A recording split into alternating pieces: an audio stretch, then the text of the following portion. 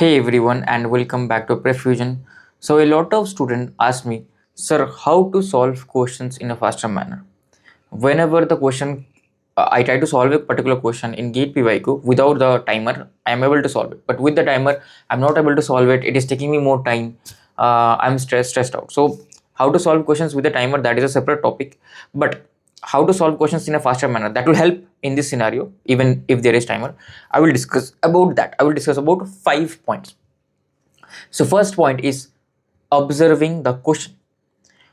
Try to observe the question properly. Uh, don't just directly start the calculation. First of all, observe the question. What have they asked? What is required? What is not required? I do agree that we are always in a hurry when there is a timer. So we are not able to exactly do this. So make a habit of it. How do you do it? So when you solve the gate PYQs, make an habit. Observe the question, read the question. What have they asked? What is the data point? What formula I can use? Then start your calculations. Okay. So go slow initially to build up your base. So this is the first point. Second point is do approximations properly.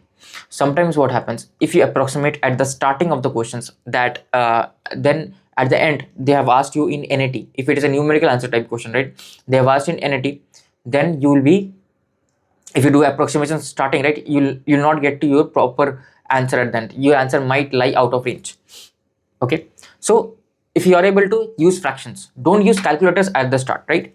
Don't use calculators with the in the initial phase of the phase of the solution. Use calculator at the end. Use your approximations at the end, not at the start. You can just write fractions or whole numbers or integers, whatever you're writing in your calculations. Let's say I have been given like some equation I was able to form: 22 by 7 x square plus 1 by 7 x plus uh, plus 6, right? So it's not like I will calculate 22 by 7, I will write that x with x square, I will write 1 by 7 and I will write that with x. No, I will not do that.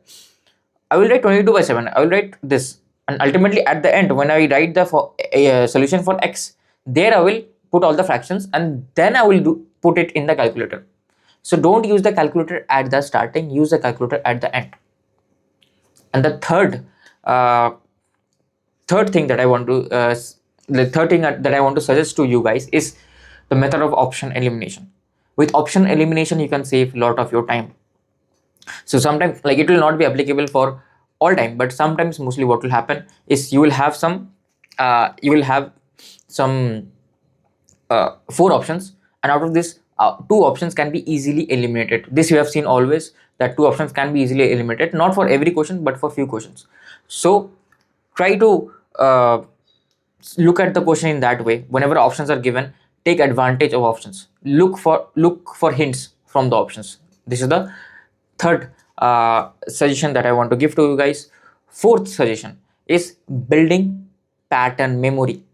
Each question has its pattern, right? It's just like mathematics. If you know mathematics, uh, mathematics follows pattern. So there will be some types of questions and you will just follow the type of questions. The numbers will change but the type will remain same. Sometimes with this will happen with technical questions as well, not all the times but few of the times. So what will happen is they will just change the numbers, the data will remain same. So those kind of questions are called as pattern questions, which already has came before and you just have to follow the pattern. So if you already know where to start from, where to end, where I can get stuck, it makes your life a lot easier to solve the question. Okay, and the fourth point that is in with synergy with this particular previous point is basically having a reference point.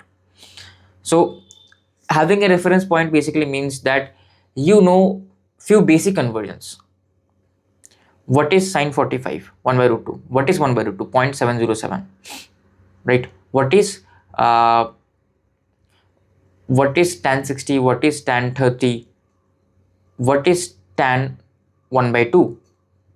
So all these numbers, if you know on your back of your head, then you don't need to use the calculator. You can directly use this result in the solution itself.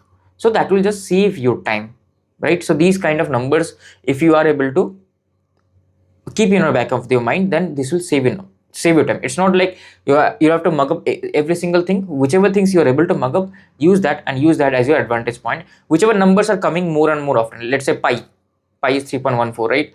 Any number that is coming a lot of times, it's better to remember it.